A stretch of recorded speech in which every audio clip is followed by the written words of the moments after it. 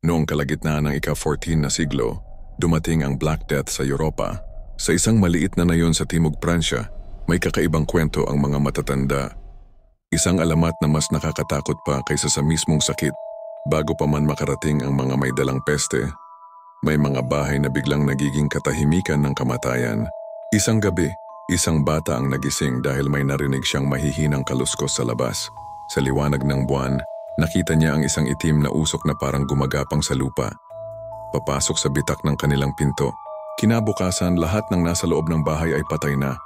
Walang sugat, walang dugo, pero ang kanilang mga matay dilat na dilat. Parang nakita nila mismo ang impyerno bago mamatay.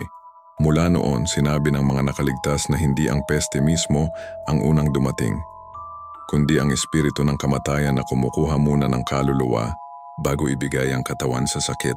At hanggang ngayon may mga nagkukwento na kapag malamig ang hangin at amoy bulok ang paligid, dumarating pa rin ang itim na usok, naghahanap ng susunod na biktima.